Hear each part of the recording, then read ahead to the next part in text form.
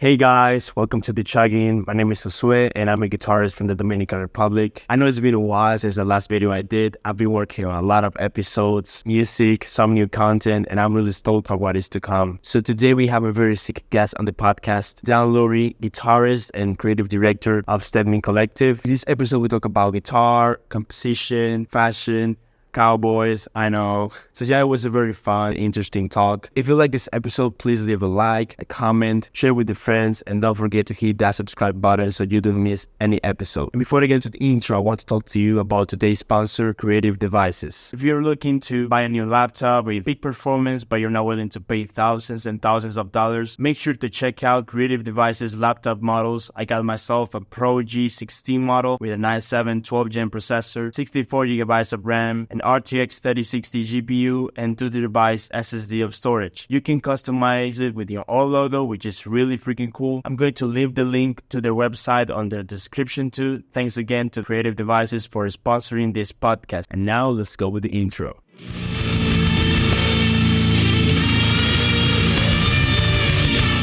Before we get started, bro, I just want to make sure I know how to pronounce your name. Oh, so you can call me Josu or Josue, like however you prefer. Josu. Okay. Yeah, that's probably easy for me. Otherwise, I'll sound like an idiot.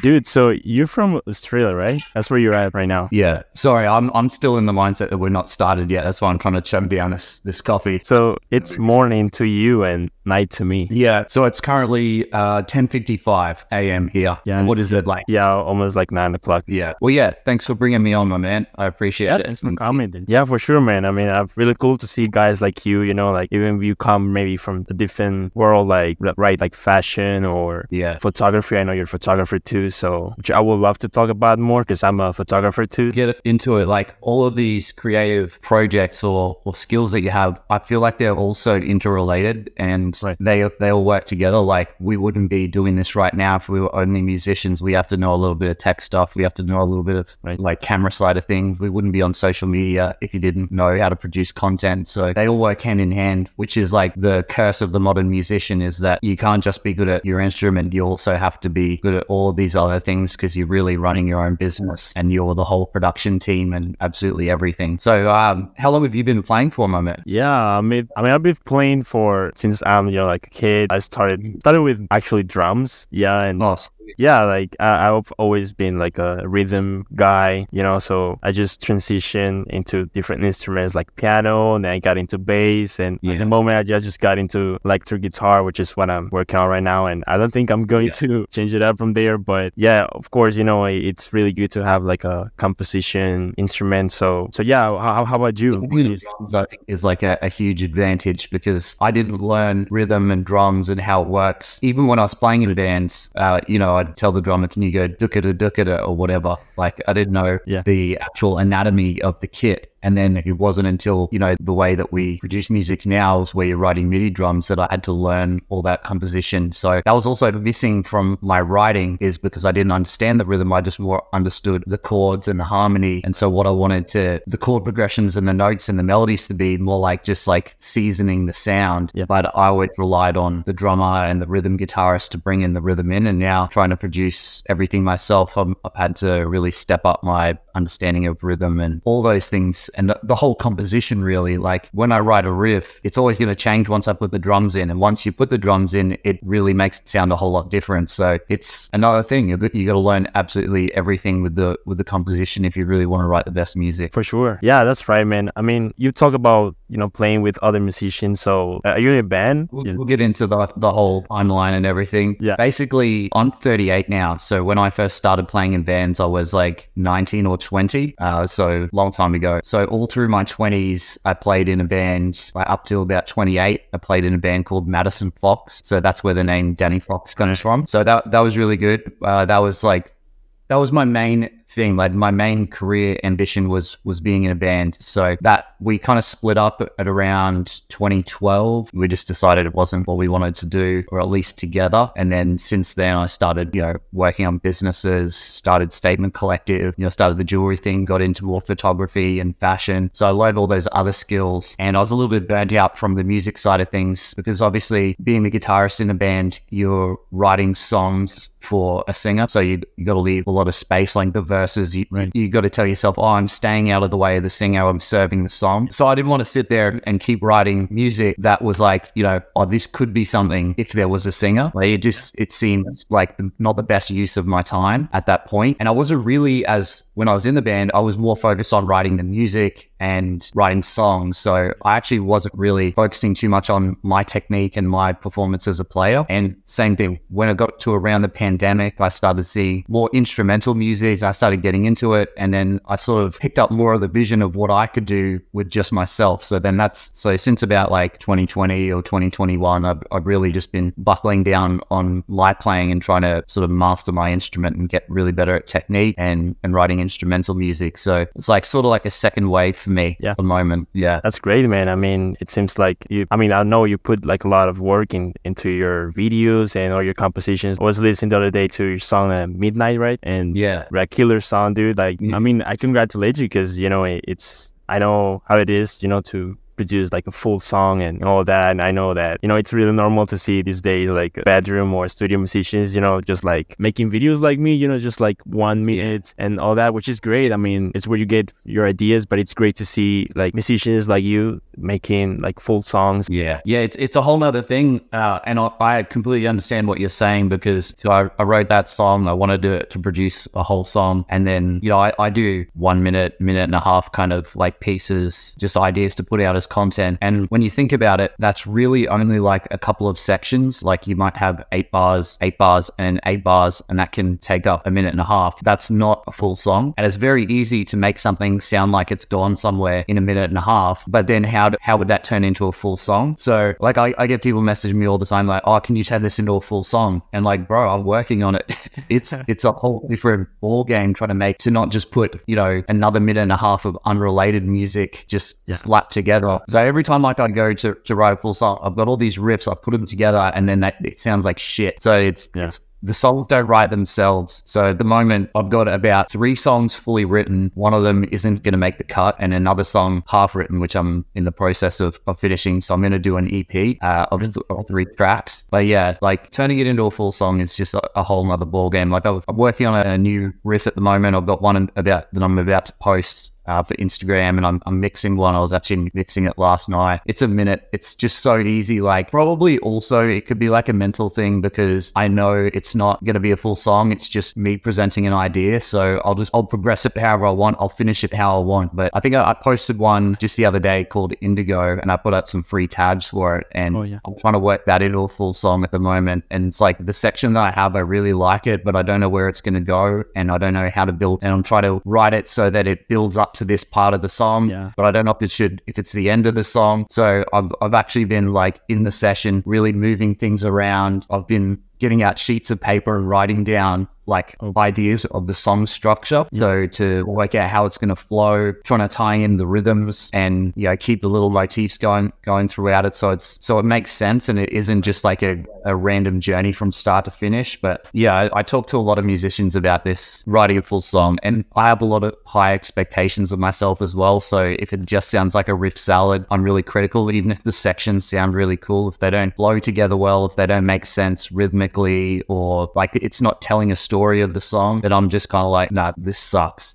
So makes things take a lot longer because it'll take me like 6 months to finish a whole song, and I wish I could do it faster. Yeah, I can't imagine. I mean, man, like you have, like I know you're type of CEO man, right? You have to run your business, and like I actually wanted to ask you, like, how do you manage to, your time and all that? Like, but if anyone who's watching doesn't know, I also own a jewelry brand called Statement Collective, which is my main thing. That's where I earn my income from. I started that in 2018, so all the jewelry that I'm wearing is from my brand. So I run that with another guy. He's my business partner, Patrick Heaton. So him and I started it together in 2018, and we've got 3 staff working for us at the moment who are on the team. So it's quite good in terms, like it's online e-commerce. So a lot of it is social media. A lot of it I'm working from home. So where I am right now, like you can see, this is my office. I have my guitars behind me. Where the camera is, my interface is right there. There's a guitar cable plugged into it. So a lot of the times I'll just be doing my my work. And then when I've got through my stuff for the day, I just switch off, grab one of the guitars from the wall and just start playing. And I try and get around 2 to 3 hours a night of music time and getting my work done. And as long as I get it all working together, it's a lot of late nights. So like, especially for musicians, like I'm married, I've got a wife, we've got a baby on the way. So yeah, so a lot of the times like I'll do my work, I'll get my practice in, I'll go have dinner, hang out with her. She falls asleep pretty early and I don't. So a lot of the times I'll just be sitting in bed with wide awake. And so I'll come down at like 10:30 and I'll keep working until like 12:30, 1 a.m. Yeah. And then come up and go to sleep. Like, especially when I'm mixing a song, like editing a video, I really like that late night. It's quiet. I don't have any other responsibilities. I've got all my other tasks done for the day and I can just sit here. There's no noise. It's just, I can just dial in and just everything's creative. I'm actually way more productive at nighttime than I am during the day, because during the day I feel like I have so many other things that I need to do, right? You know, make lunch or whatever and like get my work done. So it's hard for me to just completely lock in and get into that flow state where you're just single-mindedly being creative. And at nighttime, that's where it all happens. Yeah, I feel you, man. Yeah, I feel like we're kind of a Batman, or right? Yeah. Just wanted to say, just right off the bat, like your videos look amazing, great. Like, yeah, I have you as a reference always when I'm making stuff, just for you to know. Like, I literally have like a folder with, you know, with references, and there's always like a angle of you or like playing. Like I've seen videos from you as steel tones and different pages, and yeah, it's really cool to see again like someone from the fashion world, right? Like making, and photographer, of course, like making all this. How can I put it into words? Like I feel like it's really creative, like the way you make your videos. So I really take note of that, and it's really cool. I appreciate that. Do you like screenshot parts of the videos, like where the camera's set up? Yeah. You know what's funny, bro, is that I screenshot my own videos every time I make a new video. Oh, wow. Because I am trying to, it's not even easy for me to get the same angle. I'll put the camera where I put it last time and it doesn't look the same. So every time I'm doing a video, I've like go back to another video, I screenshot it, and then I hold that up to like the camera screen while I'm resetting it up. And I do it with other people's videos too. Like I go and I'm like, I like that angle, let me see if I can recreate it. And because they're just playthroughs, like I'm really just miming to what's already recorded. I can do as many different takes and as many different angles as what I can. And that's like, one of the more time consuming things, because I really want to get a good like angle and frame it well. And I've tested loads of different things, like angles of the lights, where that's coming from. Like I really try and get a nice gradient fall off of the light. So I mess around with different placements. I've even burned like incense and had like backlighting to try and create like a bit of fog, but that made my room smell like fire. So I'm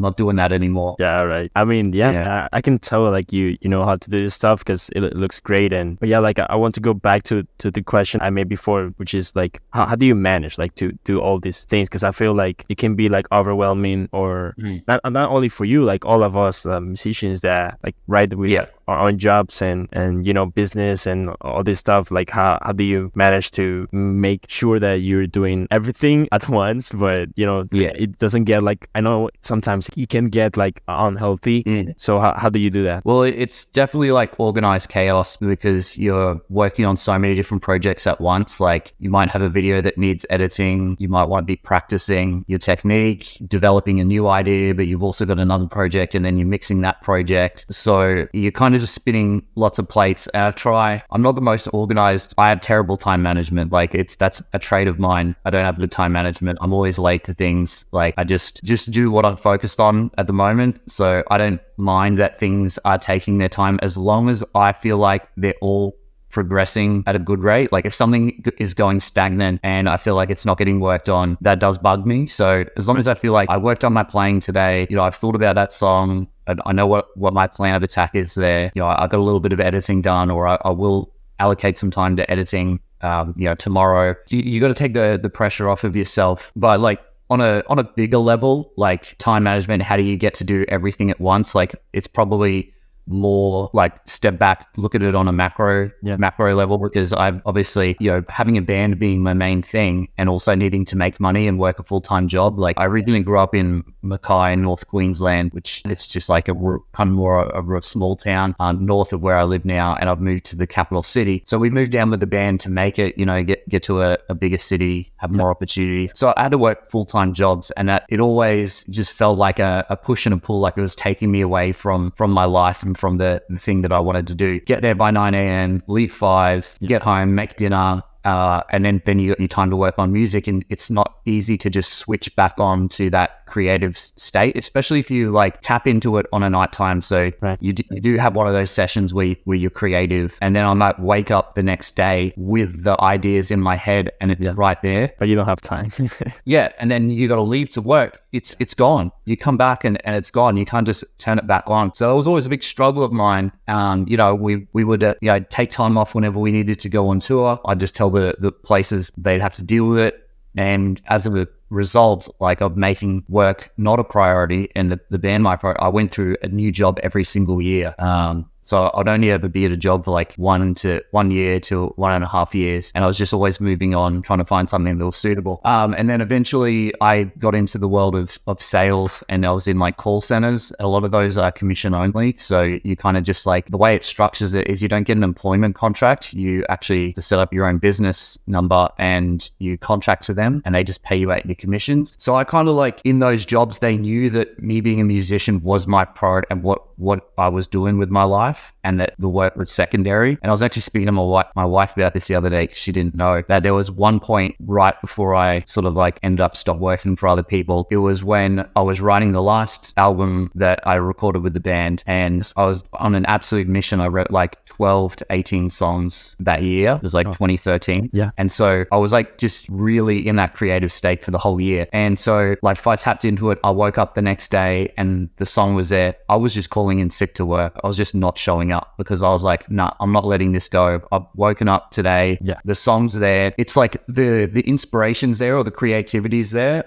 You have to choose to hold on to it and like nurture it and water it and let it grow. So I was making that decision. I was like, no, I'm not fucking around this year. I'm doing this. And eventually they pulled me into the office, the managers, and they said, look, clearly we won't get you for 5 days a week. Like, we know it's not your priority. How about you do 3 days a week? Would you be happy with that? I was like, yep, perfect. Even that became difficult because they gave me that leeway. So I was doing the 3 days, but then I wasn't like telling them which 3 days ahead of time. I was just doing it as I felt like. So sometimes it would be like, they would be Monday wondering if I'd show up, wouldn't show up Monday. Tuesday wouldn't show up. And then I'd be like, well, damn, well, I have to show up Wednesday because now there's only 3 days left in the week. Yeah. Eventually they asked me to quit and said like, this is not working. Yeah, I tried more full-time jobs from there. And then I ended up quitting another full-time job and going to work for another call center that was commission only. And I heard that my mates there were making really good money, and they were like, we've got a lot of freedom. Like, you can turn up whenever you want. And I did that for like 5 years, where I had the keys to the office and I would just turn up at like 11:30, 11, 12. Sometimes I worked till like 7. I wasn't actually really playing a lot of music at that time, but it really got me into the flow of running my own schedule and managing like a business on my own. And then after doing that for a while, I saved a bit of money, and then I started Statement Collective. So I started the jewelry brand,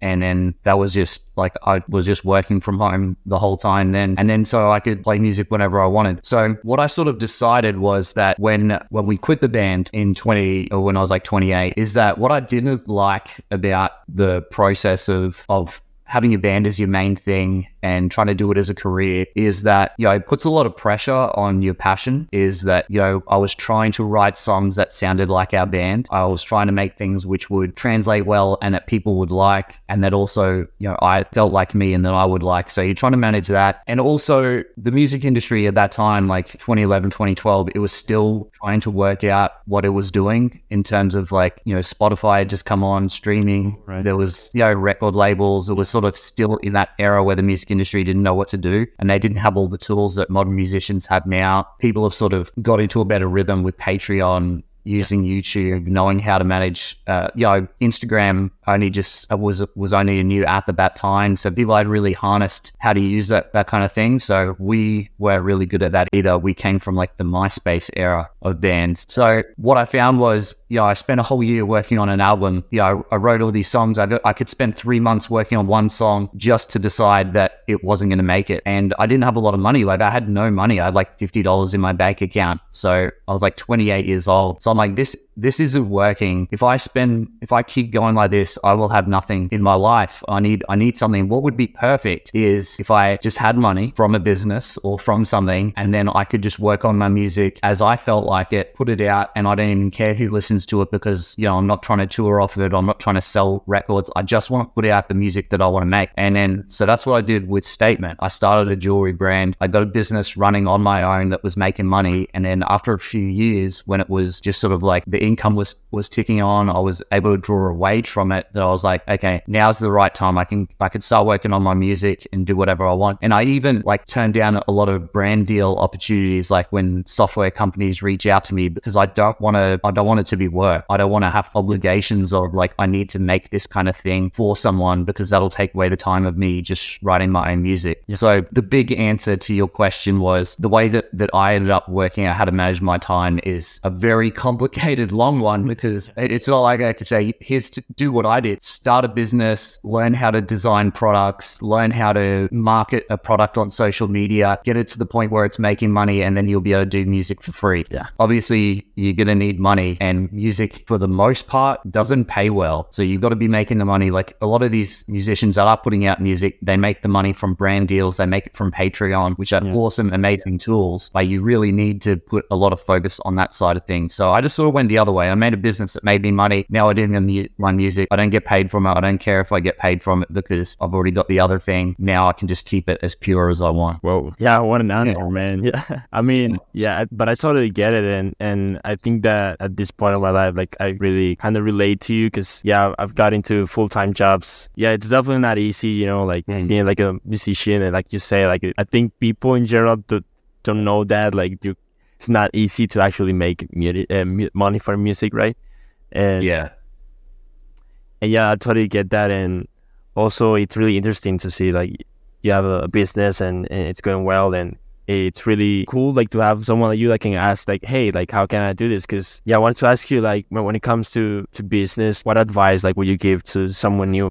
You need to have this in check before running a business. Absolutely. So running a business is really fucking simple. It's really easy to run a business, and a lot of people think they overcomplicate the idea of business. The idea of business is simple, and the fastest way you can get good at it is by learning sales. So like I said, I kind of fell into sales because those kind of jobs were available at the time, and I did telemarketing, phone sales. What I learned from that was how to communicate to different types of people, communicate in a way that they're going to be receptive to get them to be receptive to the idea or the product that I'm going to suggest for them to purchase or spend their money on. Yeah. And then you get quite good at that. And also what you get good at is learning how to follow up with people and knowing how to stay professional when you're communicating, using the right words and whatnot, because a lot of people, they worry about irritating someone or being rude or whatever. But what I found was sometimes I would call a business owner 5 times, not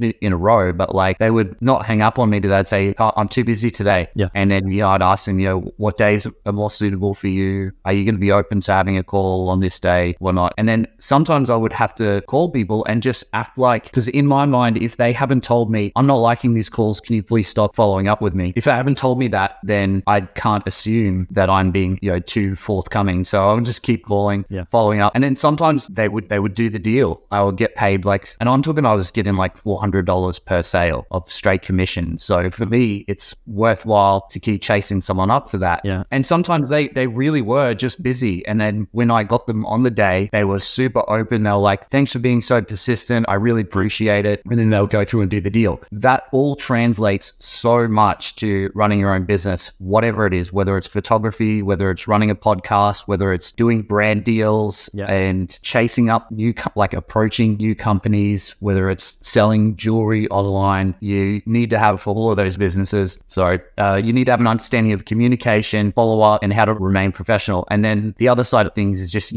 record keeping, for your taxes and shit like that. It just means keep all your receipts and just try try and, so I'm rambling here, but it's like a big topic for me. And it's like, just definitely want to communicate in the right way. Whatever your business is, it's just about selling a product or a service. Like essentially it's usually a product or a service. So when I started Statement, I actually wasn't a photographer. I didn't know how to take photos. I'd just done Instagram content and edited my photos that other photographers took. So I had a little bit of an understanding about how a camera worked, and I had an understanding of sales. So when I quit the job, I was like, so I quit the sales job, started the brand, and then I was like looking at it, I'm like, okay, this brand is not going to make enough sales for me to take a wage. So in order for this business to have enough time to survive before I'm like, well, this isn't working, I got to go get another job, I need to not need a job. So I had bought a camera to take the product photos of the jewelry. Yeah. And I thought, I can probably take the product photos. So what I did was like, I was trying to, because my other business partner was building websites. So I was trying to do what I did before. I was trying to call random businesses and try and sell them websites. So I was like working at home, had my mobile phone out,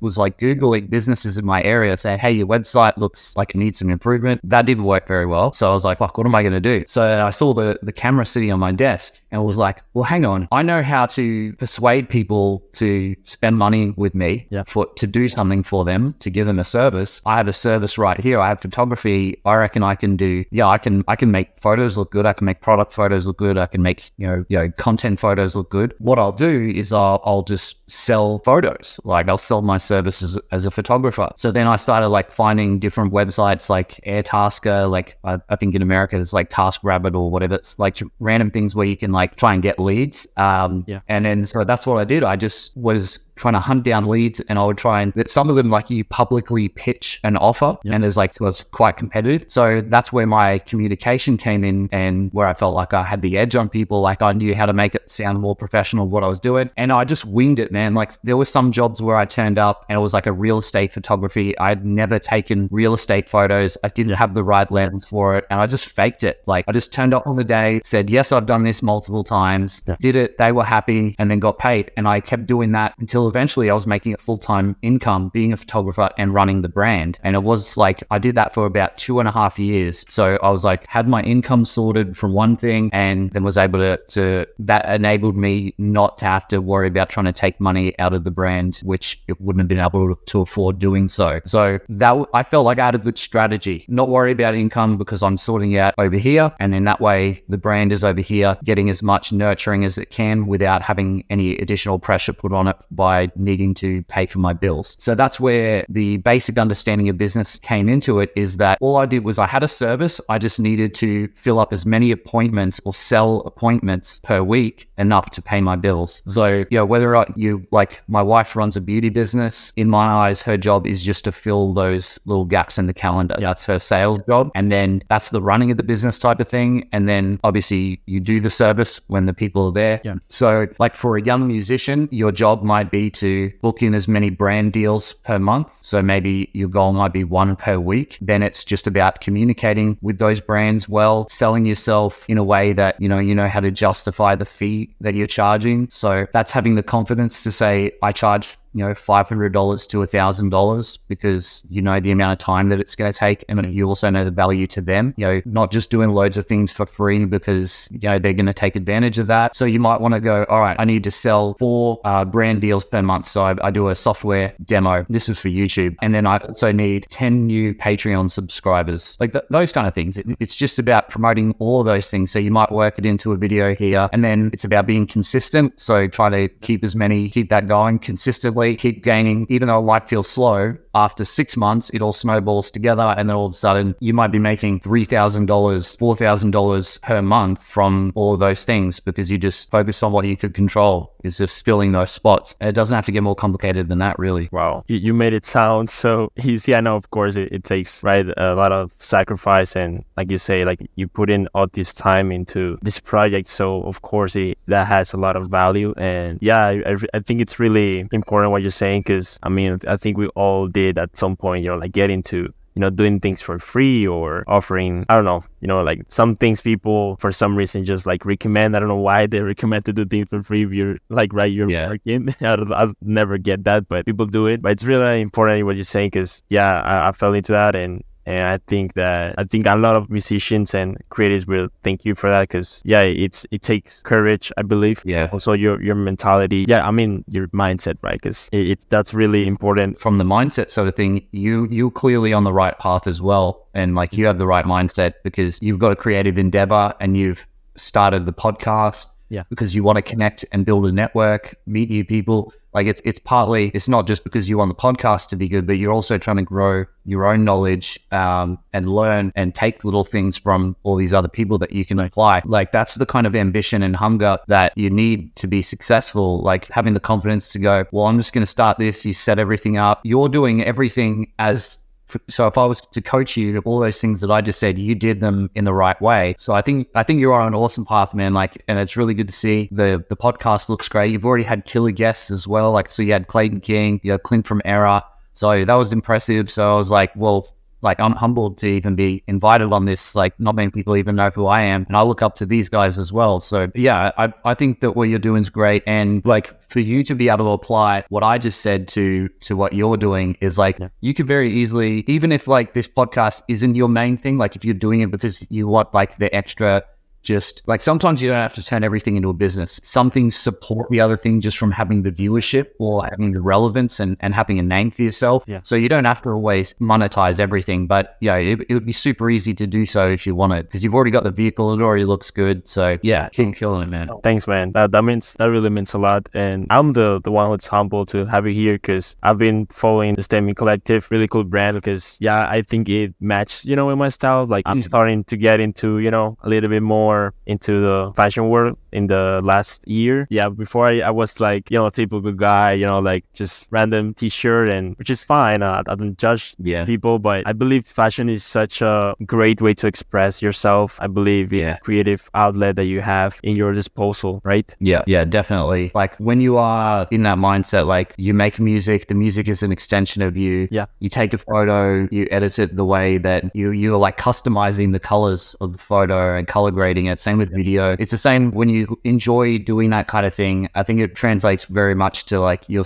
personal style and your fashion as well, because like the way you present yourself and your clothing and your style, it's an extension of who you are. You're telling people who you are visually, what's important to you, it like conveys a little bit of your personality as well. Yeah. So I definitely feel that. Like that's how I started. Before I even started the brand, I was posting a lot of like outfit and fashion content on Instagram. That was sort of like my main way of being a content creator, the first little step that I had into it. And then I started wearing more jewelry myself. And then that's where I just was like, okay, I'm liking the jewelry side of things more than the clothing things. Like, I don't want to design clothes. I'm actually really enjoying the way that accessorizing an outfit completely changes it. And when I started Statement, I said, that's what I said, is that accessories, like you can take the same outfit, like maybe a jacket with a white t-shirt, jeans and sneakers. And if you accessorize it differently, completely changes the look. So it's a really final touch of putting your own personality on what you do. And it's good to experiment. You can try lots of things, which is why I like to make our brand affordable. I like the pieces aren't super expensive. So it gives people the ability to experiment, try different things, try different looks and see what they feel for themselves. Yeah, it's a great thing. Yeah, for sure, man. I totally love it. Yeah, I think metal or rock and roll, like fashion has evolved during the years. How do you feel about that? Well, I definitely think that like band fashion has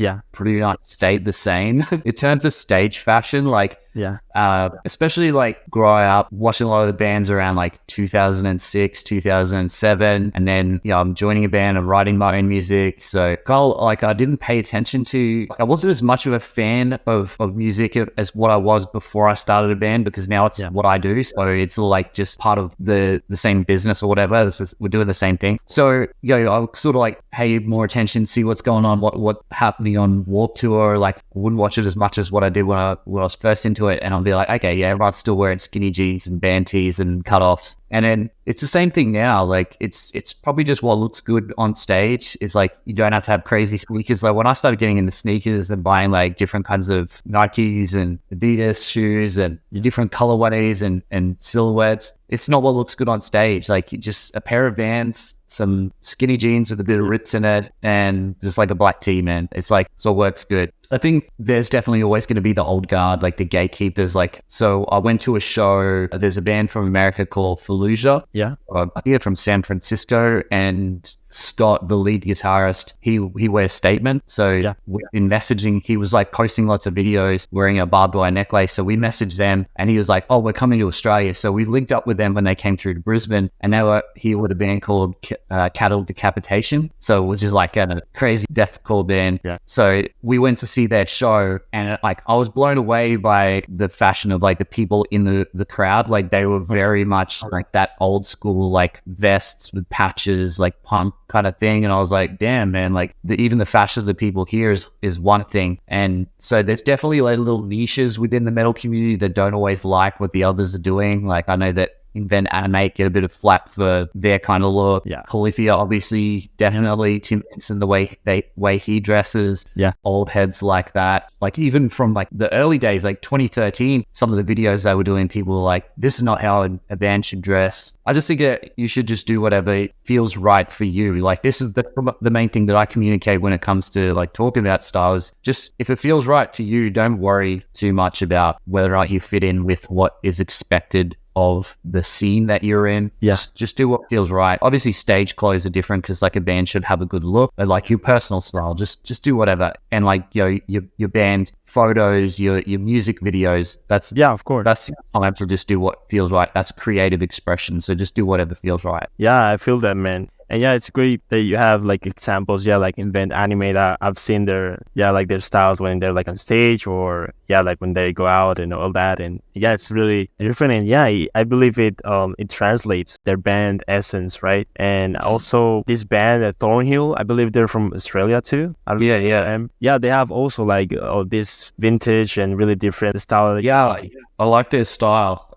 When they did the Triple J like a version, like they look like a rock band, right? From like the 80s or 90s. Exactly. And like the lead singer, like just on a personal note of his style, like not even in a band or like for stage clothes, I thought his outfit looked sick, and I was like, okay, I really like that kind of style. There's different ways to do it. If you find a way that works, you don't have to worry about like, oh, we're a modern metal band, we should look like a modern metal band, because he doesn't look like he's from a modern metal band. Yeah, exactly.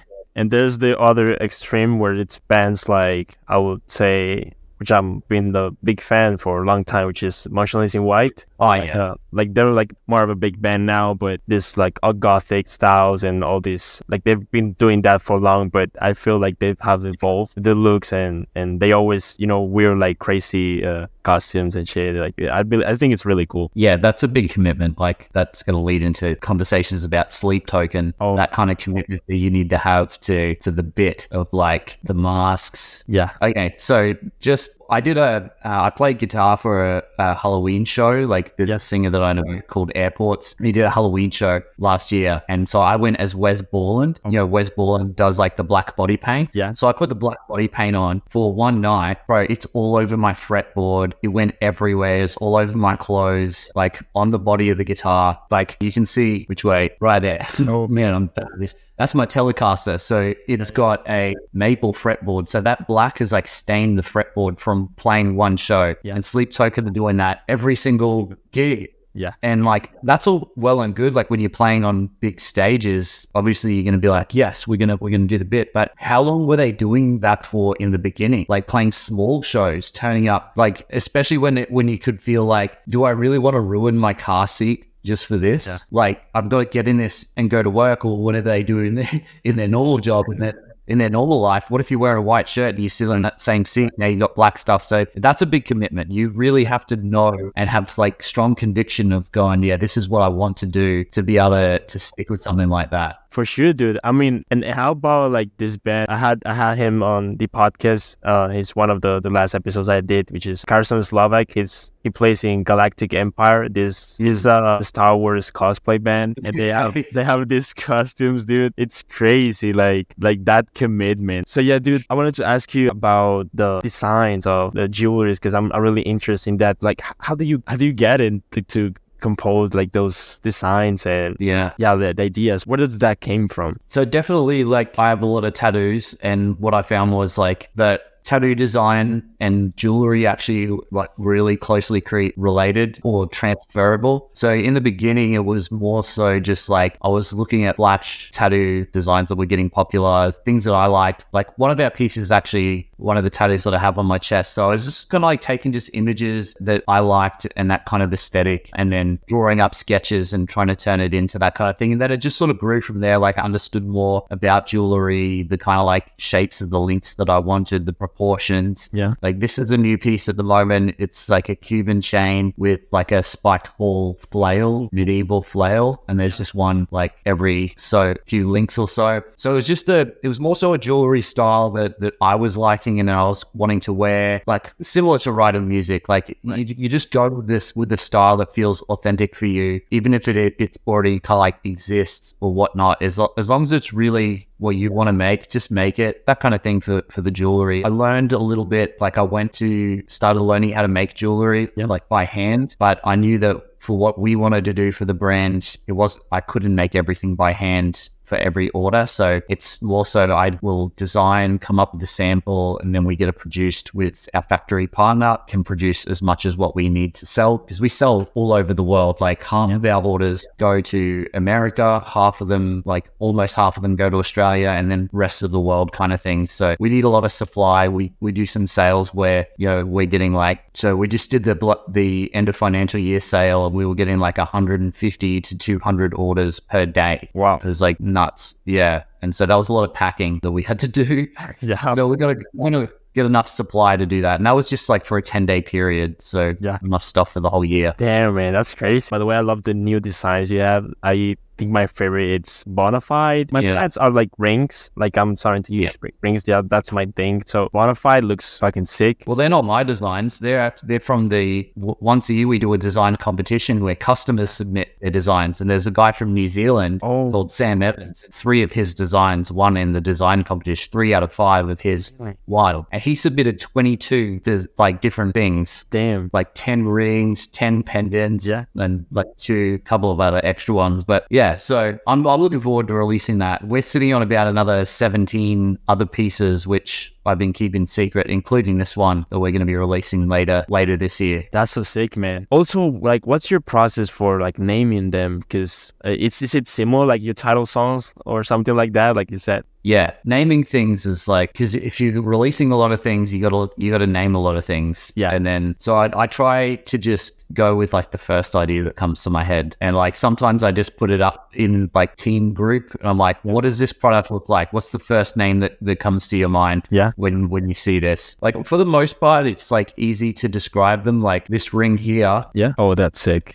So it's a skull with a bullet coming through its mouth, and it says hard luck on each side. Yeah. So it's got a bullet coming through its mouth. So I call it bite the bullet, which, you got to bite the bullet and do this. So it worked out that kind of way. Some of them like this flame ring. Yeah. I called it the flame ring. So that was like pretty easy. But it's like also when it comes to like naming songs and like naming projects, like especially when I was in a band, bro, the working project or the working song titles, it's just always like something dirty or just something like just a joke. Like some of my titles is like prog dick because it's like a proggy song. I just like, well, I'm like, I've got to save this while working on it. I'm like prog dick or like, you just the first thing that comes to your mind. And I even got like a list on my phone of like song titles I want to use. So I wanted to use ones that like don't really match with like the kind of sound that I do. Like, serious, emotional, instrumental music. And like, I'm a really big fan of Top Boy, the UK show Top Boy. It's on Netflix. Yeah.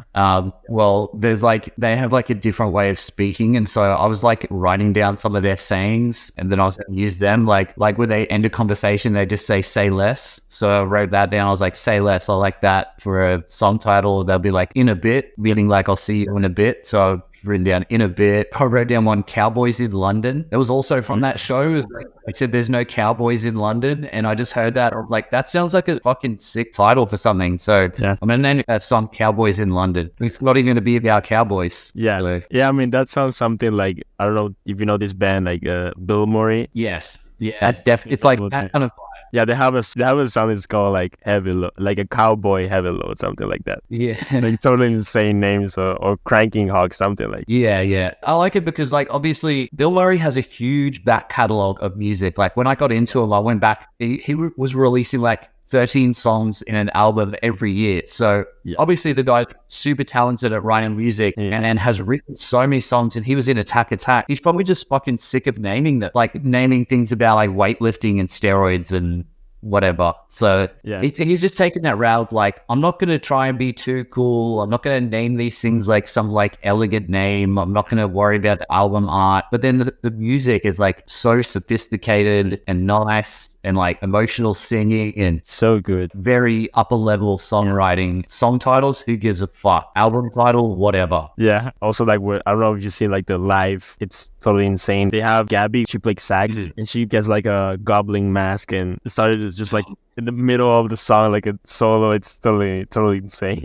I actually haven't seen any of their live performances, like not even on YouTube. Yeah. I hope they come to Australia because I'd love to see that. Actually got me into liking country vocals. Like I never liked country, but then they did that song with Dylan Marlowe, Yeah. Empty Handed, and then another one. And I'm like, when he puts the twang on, Yeah. like that final chorus, I'm like, damn, I actually like it now. And then Falling in Reverse when did All My Life with Yeah. Jelly Roll. Yeah. I'm like, okay, dude, I like country now. It's like fun. It's like It they're is. doing it in a way that's not like a bro country. Like I got my pickup truck and my girl and beer. I don't like that kind of stuff that's sort of kept stemming on from like the end of new metal era. Yeah. They're just like, that's another thing. They're just chucking it in because as like a little joke of like, we can do this that we know you won't like, that we know isn't that great, but make it good and make it fun. And then, so I gotta respect that. Like just keeping it fun. That's what rock music should be about. Yeah, that's what it is, man. That's what it should be about, and that's why I love Falling in Reverse too. Like Ronnie, like it's such a funny guy. Like, Yeah. I know he gets a lot into,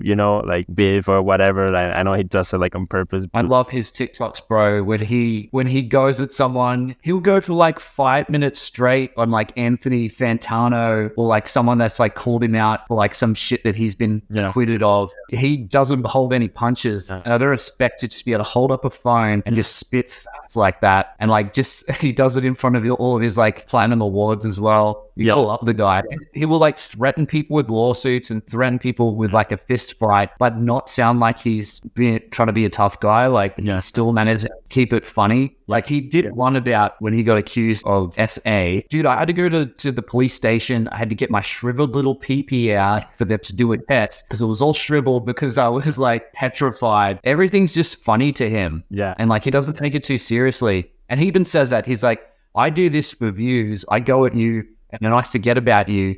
And like, it's all tongue in cheek. And then like, I don't remember who I respond to, but the people who are talking shit about me, you will never forget the day that I responded to you. You'll tell all of your friends, oh, Ronnie responded to my comment. It's so true. Like the dude is not telling lies. Yeah. It's facts. And he knows what he's doing. I want to ask you, like, what's your take on like luxury brands, like incorporating like metal elements and to their collections and celebrities, like starting to get into the rock and metal aesthetic? Yeah. I mean, everything is up for grabs, like in my opinion. Like when people say, it's like with music, I really feel like it's super weird when people are like saying that, oh, if you play the blues, it's cultural appropriation or like that kind of thing, like fashion, hairstyles, cuisine. Like no one's going to diss a chef for using curry powder or like incorporating a bit of fish sauce and lime into a dish, which is like not like you're taking flavors and inspiration. If something's unique enough to have its own aesthetic and look, it's all up for grabs. Like it's all exists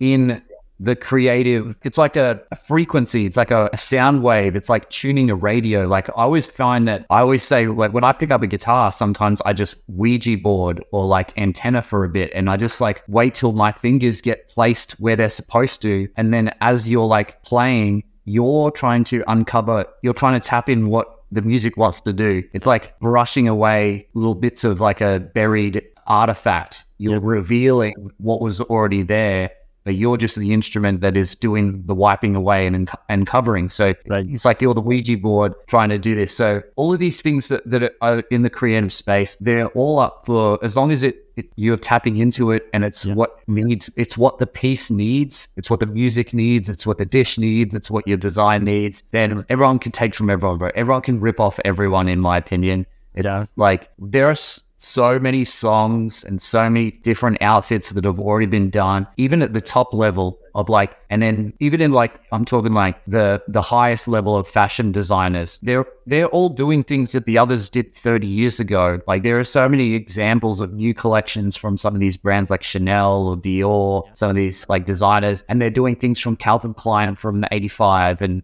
this kind of thing. So everyone's borrowing from other people. Just stop getting so mad about it. Like, relax. Yeah, that happens. And yeah, it's really interesting that you mentioned that because, yeah, like you were talking before, like let's say with country music, like, dude, if it sounds good at the end, if the composition at the end, like, right, like it suits the music, like that's the whole thing. I wanted to mention, like, I have this cowboy hat, whatever.